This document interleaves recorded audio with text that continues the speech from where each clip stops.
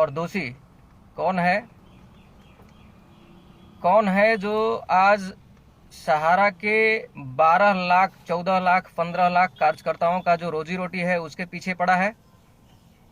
आज अगर 15 लाख लोगों की रोजी रोटी अगर बंद है तो उसका कारण कौन है? उसका दोषी कौन है? और 10,000 से भी ज़्यादा लोगों की अगर जान गई है, शहरियन ने अगर बलिदान दिया है, तो उसके पीछे कौन है? क्या वो सहारा है? क्या सरकार है? सुप्रीम कोर्ट है? या आंदोलनकारी हैं?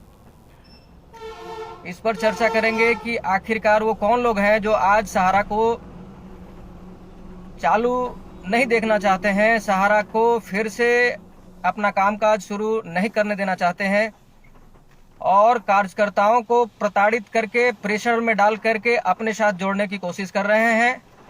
बहुत सारे कार्यकर्ता आज हमारे बीच नहीं है, उसका कारण क्या है? तो जितना जल्द हो सके सब लोग ज्वाइन करें और इस पर चर्चा करेंगे कि जो ऑल ओवर इंडिया का एक सर्वे रिपोर्ट है, सहारा की मैनेजमेंट ने भी एक सर्वे की है कि 10,000 लोगों की वास्तविकता क्या है। क्या सच में 10,000 लोगों की देहांत हुई है? और अगर हुई है तो उसका मेन दोषी कौन है? क्या कारण है कि 10,000 लोगों का बलिदान हो गया फिर भी सहारा ने उनके लिए कुछ नहीं किया, सरकार ने उनके लिए कुछ नहीं किया? और क्या कारण है कि आज 15 लाख लोगों का रोजी रोटी खतरे में है, फिर भी ना सहारा कुछ कर रहा है ना सरकार कुछ कर रहा है? कौन है इसके पीछे?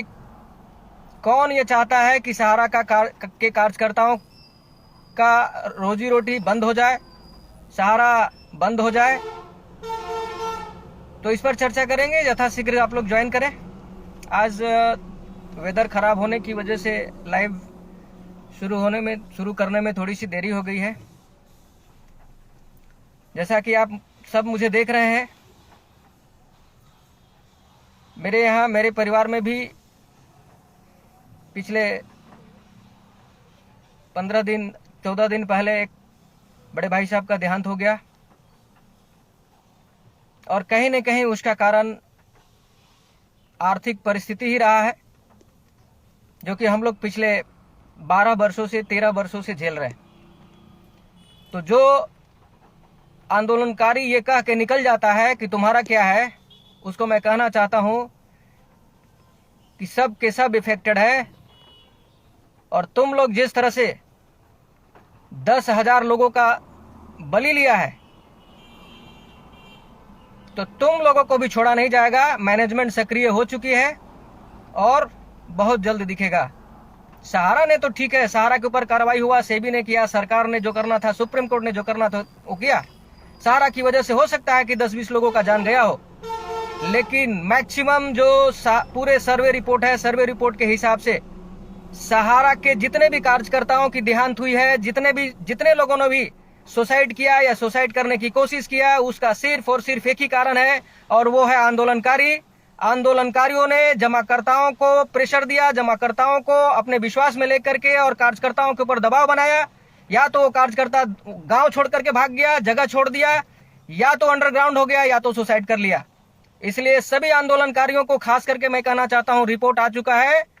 आप लोग जिस तरह से 10,000 लोगों का जान लिया है, जिस तरह से हमारा भी जान लेने की कोशिश किया है, खास करके सुन लो, जो लीडिंग आंदोलनकारी है, मैं उनसे कहना चाहता हूं कि जिस तरह से तुम लोगों ने मेरे पीछे 10,000 लोगों को लगाया था कि इसका भी जान ले लिया जाए, जब मैंने कहा था कि हाँ मैं भी सुसाइड कर सकता हूं, तो आज उसका मजाक उड़ाता है। आज आंदोलनकारियों इसका मजाक उड़ाता है कि कन्हैया शाह को कुछ भी बोलने से वो बोलता है हम सुसाइड कर लेंगे। तुम लोग यही चाहते हो कि सहारा के सहारियन सब सुसाइड कर ले और तुम्हारी संस्था में सुप्रीम कोर्ट पैसा दे दे और तुम लोग अपना मनमानी करो। ये असंभव है, ये हो नहीं सकता है। ये बलिदान, सहारा श्री का बलिदान और सहारियन का बलिदान, ये खाली नहीं जाएगा। जरूर ये बलिदान आने वाले दिनों में तुमको दिखेगा कि सहारा फिर से फल फूल गया और सहारा काम कर रहा है।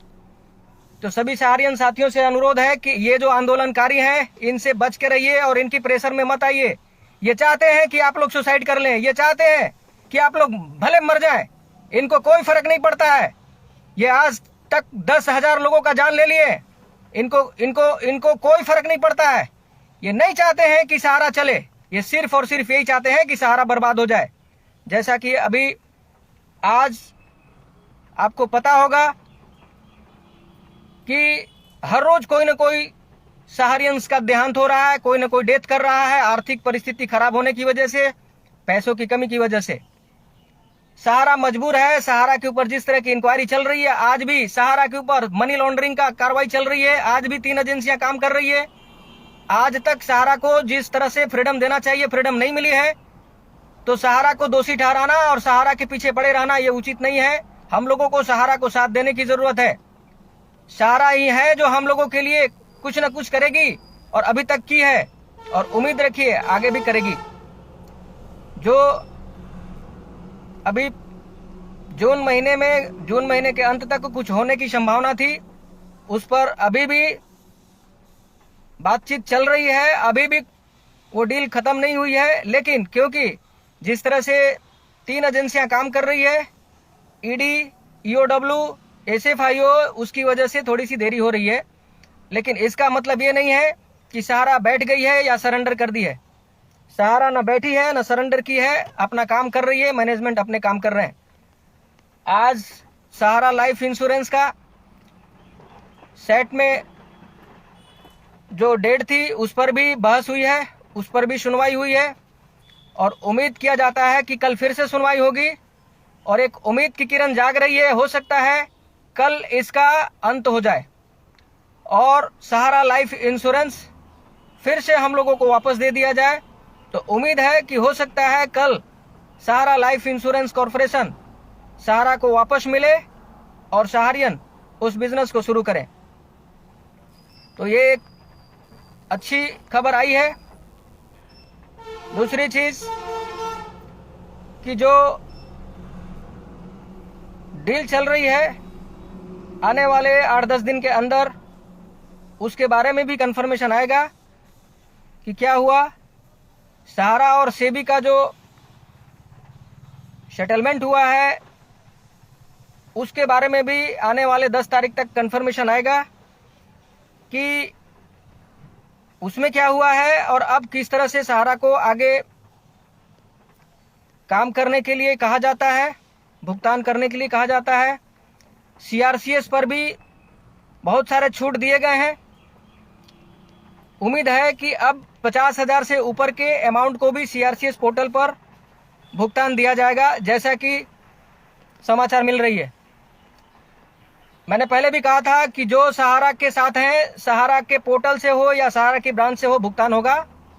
लेकिन मैंने ये भी कहा था कि जो सहारा के खिलाफ गया है, चाहे वो कंज्यूमर फोरम में गया हो, लोअर कोर्ट में गया हो, हाई कोर्ट में गया हो या सुप्रीम कोर्ट में गया हो, सीआईडी में गया हो, डीजीपी के पास गया हो, कहीं भी गया हो, उसका भुगतान स्टॉप पेमेंट के रूप में रोक दिया गया है। और उसका जीता जागता उदाहरण मीडिया में चल रही है, आप लोग देख सकते हैं। तो जितने भी सहारियंस हैं, सहारा के साथ रहिए, किसी भी आंदोलनकारी के साथ जाने की जरूरत नहीं है। ये आंदोलनकारी अपना जेब भरने के लिए काम कर रहे हैं, सहारा के लिए काम नहीं कर रहे हैं। ये खुलेआम बोल रहे हैं कि हम तुम्हारा दुश्मन है। ये लोग सहारा के दुश्मन है और सहारियन के दुश्मन है। आपका रोजगार इन लोगों ने खाया है, सहारा को इन लोगों ने बर्बाद किया है। अब आप डिसाइड कीजिए कि आपको किसके साथ रहना है, या आंदोलनकारियों के साथ रहना है या सहारा के साथ रहना है। तो आज एक और भी खबर आई है कि जिन्होंने भी सहारा के खिलाफ कोई भी लीगल एक्शन लिया है, उनका पोर्टल से भुगतान रोक दिया गया है। उनका भुगतान कोर्ट के या अथॉरिटी के ऑर्डर के हिसाब से किया जाएगा। तो अब उन तमाम जमाकर्ताओं से मैं अपील करना चाहता हूं कि अब आप लोग खुद डिसाइड कीजिए कि आपको कहां से भुगतान चाहिए, कोर्ट से चाहिए, पोर्टल से चाहिए कि सहारा से चाहिए। जहां तक अभी हमारे आंदोलनकारियों के द्वारा आरोप लगाए गए हैं कि सहारा ने इस तरह से नोटिस दिया, सहारा ने इस तरह से हमें परेशान करने की कोशिश किया, फूट डालो राज करो वाली नीति अपनाई, तो ऐसा कुछ भी नहीं है। सहारा की मैनेजमेंट जैसे चल रही थी, जैसे थी वैसे ही चल रही है और वैसे ही है। कोई फूट डालो और राज करो वाली यहाँ पर कोई राजनीति या किसी भी तरह का काम नहीं किया जा रहा है। सहारा के ऊपर मनी लॉन्ड्रिंग का केस चल रहा है। इतना आसान नहीं है केस से बाहर निकलना। चिराग तले अंधेरा है, लेकिन सीआरसीएस और सहारा मिल करके जो 40,000 करोड़ कैश पड़ी है, पहले उसका भुगतान होगा, ये भी तय हो चुका है।